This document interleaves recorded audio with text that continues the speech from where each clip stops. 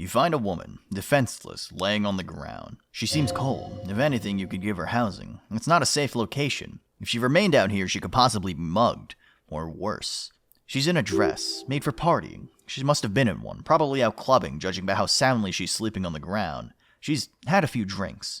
Her dress looks nice. Her jacket is branded with Burberry. Her bag is branded with Louis Vuitton. The dress, jacket, bag alone could cost upward of $1,800. The woman either has a sugar daddy or a well-paying job. There's no dirt or grime under her fingernails, which implies that she's fairly clean. Judging by the clothes and the clean fingernails, she's probably paid well. You know, since she's sleeping so soundly, maybe tracking down what club she was at could be good. You could get your party on. Maybe she's able to eat all the eggs. Defenseless, yuppie bitch. Imagine tearing into her skin with your teeth and feeling her flesh in your tongue. She probably tastes good. Yeah, you'd be doing her a favor by giving her a place to stay. Not to mention, you could pawn off her clothes and bag for a pretty price. Think about how cold she is. Think about how warm the inside of your stomach is. You should eat her. Eat her. Eat her. Eat her. Eat her. Stop. No. Eat her. No. Eat her. Eat her. Eat her. Disco Elysium, the best schizophrenic intrusive thought simulator on the market today, is one of the best games I've ever played. And it's no surprise, plenty of talented and popular people have covered this game already. What more could be said? Regardless, having played through it, Disco Elysium is easily one of the greatest written games I've ever played. Story goes is that an Estonian man named Robert Kurvitz released a novel called Sacred and Terrible Air. The novel is set in the world of Elysium and centers on three men investigating the disappearance of their classmate 20 years after his disappearance. After spending 5 long years on the novel, it was released to generally favorable reviews. Analysis of the novel mentioned that it was very meticulous with its world building, and calls attention to how realistic the world feels when comparing it to our reality. Much of Kurvitz's world building skills stem from his experience in Dungeons & Dragons, and given its positivity and critical reception, it was a commercial failure. Kurvitz did what many people from the former Soviet Union do and began drinking himself into depression. In his depression, he got so drunk he left this plane of existence to converse with the spirits of college dropouts with no direction in their lives and decided that he was going to make a video game. The game was going to take place in the same world of Elysium and wanted to take after older CRPGs, borrowing storytelling beats from the Strugatsky brothers, most famous for Roadside Picnics, and to a lesser extent influenced the creation of the Stalker franchise, and borrowed his storytelling expertise from Dungeons & Dragons, wishing that the video game industry would steer towards a mature direction for storytelling. The world of Elysium is vast and only possible with the power of alcoholic autism. There is a long recorded history that defines how things came to be, with named kings and queens, civilizations that have come and gone, kingdoms and religions, racial tensions, wars, political movements. Each bit of human history on Elysium provides that much more context, culture, and reason as to why the citizens of Martinaise live the way that they do. History is, after all, as relevant as defining us as it is defining the world. Never forget, you are the product of human nature, knowledge, and human ambition. You are the fruit of human knowledge that has carried us this far, as tragic and bloody as it is. As is the in-game revolutions related to gunning down millions and millions and millions of communists. Anyway, we finally enter Revachol, the main setting of the game. The city is the former capital of the world and has been stuck in time for several months through talks between one of the biggest conglomerates in the world and a union. You are a man. Well, even that might be up to debate. You might not actually be real. Whoever you are, you think you're a detective. You shamble your vehicle of flesh together, working off whatever hangover you have, and discover that you are there to investigate a murder. Someone's been hung behind the bar hotel you're staying at, and no one seems to care. Hell, not even yourself. But it's on the docket of things to do, and the game leaves it up to you on how you want to approach the case. Really, the hanging only serves as the backdrop that contextualizes the driving force of the game. You're given a partner for the case, some additional context, and you're off to the races. Disco Elysium is an incredibly open-ended and overwhelmingly intelligent game, and I don't think I can blame anyone for being somewhat daunted. The game has almost no high-octane action. The game has no quick-time events, no world-ending stakes, no crafting or upgrade systems, nothing. It's a straightforward point-and-click adventure with skill checks, and even then, failing skill checks can open up other opportunities as well. What this game has is you, the schizophrenic voices in your head, and your best friend to solve the case. But that's just another thing on your quest log of things to do. You walk around town, bother the locals, be incredibly autistic, take in all the information provided to you. As a detective, your interactions, the information you collect, and all the skill checks are dictated by the voices in your head. Invisible dice are rolled, calculated by a base talent, the points you put into said skill, and your clothing. I have no idea how blue pants increase your ability to stand authoritative and increase the power of suggestion, but the blue jeans somehow lowers your motor functions and increases your ability to party and do drugs. You'll find yourself going in and out of different clothes throughout the game to maximize skill checks. Skills are broken down into 4 categories and 24 unique talents per category, each of which define which schizophrenic voice in your head is the loudest. The 4 categories are intellect, your ability to pick apart details in the world and process them. True intellectuals can rotate a cube in their head and conceptualize a fully detailed Wumpa fruit from Crash Bandicoot, rotating in all of its PSX billboarded glory. Psyche, your appeal to emotions and demeanor. How strong is your mental fortitude? You're a real man, a real Giga Chad. Look at that Austrian, almost inbred looking jawline. I like your cock, G, but, you're a man, and, you're not very good with your emotions. That's something for effeminate males. For women, you're not a woman, are you? Anyway, emotions are cringe. Don't spec into psych. Physical, your ability to use your body to the best of its ability. And I don't just mean tanking hits, beating the shit out of people. How well can you enjoy riding the lightning, baby? Drugs. I mean drugs. You get better at doing drugs. But more importantly, specking into Half-Light awakens your body's primal core. You have power over other people around you, and you feel the twitching in your hands. You want to kill them. Kill them.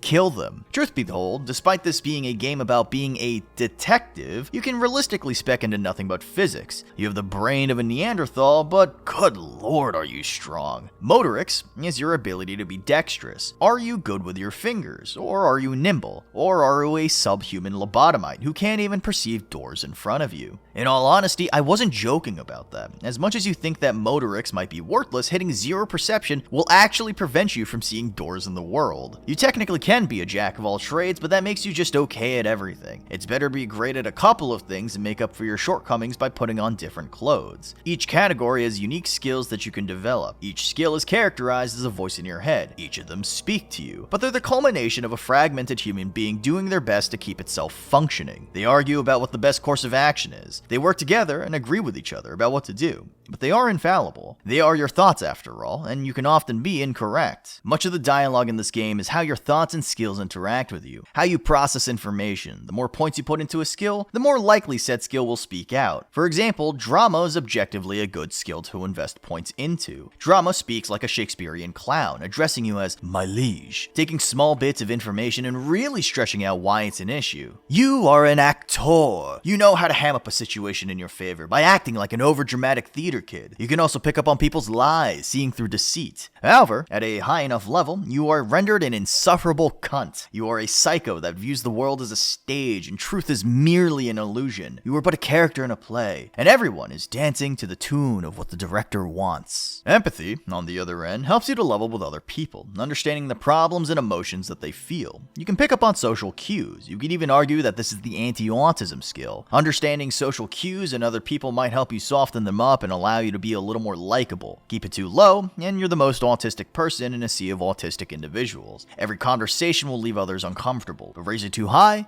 you're an insufferable cunt, ready to have an emotional breakdown at the slightest mention of someone else's personal problem. You're getting it now. Skills develop you as the player character. You can be any kind of cop you want to be, as schizophrenic, disjointed, and contradictory as can be. Half-Light is your flight or fight response. It's described as your ability to let your body carry itself. When you experience domestic abuse for long periods of time, you will inevitably begin flinching when people so much as raise their arms to stretch. Half-Light, someone acts like this, transforming your fear of the world around you into the ability to strike fear into other people. It's your intrusive thoughts of what might happen to you and how you'll reciprocate. Keep it low, and you'll not survive. You're the kind of person who fails to give a firm handshake, but keep it high end, you are a god. You live in perpetual paranoia of the world against you. You are ready to kill, ready to interrogate anyone that passes you. The world is against you. The world has always been against you. Someone you don't know says hello to you in the street, kill them. Of course, having instinctive responses to things can only bring you so far. To define yourself as a person, you need thoughts to ruminate on. You'll often find these throughout the world, and as such, you can define your character with different ideologies or general thoughts to internalize. Some of these can range from you pretending to be a cowboy, an avid lover of cryptids, or being hopelessly suicidal, while others are about internalizing different political opinions and stances. Are you a drug-happy commie, a homoerotic fascist, or are you a metaphorical rock star anarcho-capitalist? Regardless, internalizing these different ideologies or thoughts can help define you more as a person, potentially helping you to interface with others in the world. And the game gives you a lot of freedom, if only you choose to experiment and read into what each of the thoughts are. You can generally walk away from the game being a walking, talking contradiction of political ideologies. Somehow managing to be a communist and anarcho-capitalist at the same time, your partner will point that out, and that's sort of the fun. Kivitz paints a world that is simultaneously too large, but small enough for you to get immersed in. It's a game that is beautifully written with flowery language without being overwhelmingly flowery. It's written in the perspective of someone taking it all in with any and all available senses. It is a product of a writer with a unique style of prose that helps to paint a beautiful and tragic world. A living, breathing world with thousands and thousands of years of history behind it. The characters in it who go about their day, you can see their effort put into humanizing these characters with the way that they're described. To hear about their bloodshot eyes, the tired tone of voice, the way they treat others around them, to hear stories about what makes the people who they are, reacting to the loss of their loved ones. Shivers, for example, is one of the best skills you can take when exploring Elysium. It's your inherent attunement to the world around you. You find a civilian in a dire situation, hiding their embarrassment of their living condition. You feel it though. You feel it on the hairs on your neck. You're in tune to the city, and you can tell that their mattress litters the floor of a large sewer pipe. They're economically not well off, and they're able to barely keep themselves fed. And at the core of the experience, what I see is something that can only be described as one of the most human games I've ever played. It's vulnerable, and the world feels so alive. How you craft yourself based on the different ideologies, thoughts, skills you pick up will define how people perceive you and how the game judges you. The vulnerability of the world bleeds into the presentation. Its muted colors, the oil-painted portraits, the winter setting, and the history of Revachol paint a world that doesn't care. A world that continues to move on, a sentiment that plenty of characters in Revachol share, listening to how disgruntled, jaded, tired some folks live their day-to-day lives. The voice work that carries the weight of who these people are, but at the core is something very human. People cry for each other, have opinions of each other, care for each other, and you're just one part of a history of a world that continues to turn. Hell, you might not even be important in the grand scheme of things. Kivitz manages to write people that feel genuinely believable. Charisma and depravity is showcased at the forefront. Even despicable characters have a way into leaving an impression on you. I've mentioned this, but the voice work lends it to just how believable people are as characters. You can see this most in your best friend character, Kim Kitsuragi. So much about him is characterized by what he explicitly doesn't do. He's stoic, by the books, but that doesn't mean he doesn't know how to have fun. He knows how to get down. He's a little bit of a wild streak. He's a gearhead. He supports you, and he often breaks his cold demeanor and reveals an emotive side. I often don't feel much for characters in video games because more often than not, they rarely feel like people. Even the games that do have an emotive through line, it's very easy for me to feel as if characters are more ideologues or symbols rather than normal human beings. I feel legitimately fucking awful upsetting Kim because he's honestly just a genuinely good guy. He's always got your back, even if you are an asshole. Politics are also ingrained directly with how you interface with the game. Leaning one way or the other will help you be more or less friendly with different characters around town. Are you for the workers? Then you might find more favorable opinions from union workers. Are you a fascist? There's plenty of characters that might agree with you leading down unique dialogue trees. Similar to being an in-game jack of all trades, being a centrist might not be the best course of action. You can be naive and very easily manipulated because you refuse to take sides. And the game makes sure that you understand that. The most centrist character in the game feels like a quarter of a person. The leader of the dock worker union and negotiator for the coalition are both despicable people. Different ideologies obviously have different mentalities behind them, but the ability to critically think and analyze the individual words of the people of Revachol and their ideologies elevates Disco Elysium to being literature worth reading rather than the most bare-bones shallow activism that's frequently seen in modern games. Kivitz describes himself as a self-proclaimed Marxist. The writing of Disco Elysium is simultaneously overtly critical but sympathetic to communist rhetoric, and given what country he's from, it's not much of a surprise. Now, I'm a God-fearing, red-blooded American. Anywhere I go is red, white and blue soil. And what I think that what elevates Kurvitz's writing is a level of cynicism approaching different political thought. Communists are akin to college dropout dreamers with no real sense of direction in life. Fascists are delusional, anarchists and insufferable, and offer no real solution to the problems in the world. Your sympathy to whatever ideology you see is ultimately affirmed by the product of human tragedy and what we take away from it, and the game's final moments reinforce that. If you couldn't tell by now, Disco Elysium is a beautiful game, and there's a good reason why it's considered by many to be a modern classic. For every Disco Elysium, there are 10 Five Nights at Freddy's. For every Disco Elysium, there's a million Forspokens in St. Rose. Tonal consistency helps to maintain why Elysium feels like it's such a believable place. That its inhabitants, its politics, and its problems feel like a real location because it knows how not to shift gears so hard, you're feeling more tonal whiplash than watching an obnoxiously loving couple be into cuckolding. That's not to say that Disco Elysium doesn't have moments of laughter, but again, you experience a whole spectrum of emotions as you journey to solve the case. Disco Elysium is a very personal game. From the moment the game begins, you have no sense of identity to yourself. You are nothing but flesh and blood being carried by instinct. But as you progress, your actions, your ideologies, your bonds will help define you. It's a journey of self-improvement, to strive to be better, of self-discovery, to go cold turkey and help others in need. Or it's a journey to be the most despicable human being, to be so goddamn high or drunk that you make gas stash and dick pills look nutritious. And I do think that anyone who's into a narrative experience will take something sentimental away from this game. I've played a large number of narratively powerful games in 2023. So many of them have managed to strike an emotional chord with me because it's games managing to make the most of its medium. While Disco Elysium might not be for everyone because of its slower pace or how much reading you have to do in order to play the game, it's earned its place as one of my favorite games of all time. If you don't have the attention span of a Subway Surfer enjoying Zoomer, I fully recommend Disco Elysium. It's $40 on Steam. An intelligent free market enjoyers such as yourself would probably have a better time purchasing it when it's on sale. It's available just about on every console at the moment, but if you haven't played Disco Elysium, you're doing yourself a disservice from not playing the game. I could go on and on. There's loads for me to write about regarding the feeling and world of Disco Elysium, but I genuinely don't think I could ever do it justice. I'm in love with the world of Elysium. I'm in love with Revachol and her people. She is beautiful, she is tragic, she is funny, she is human.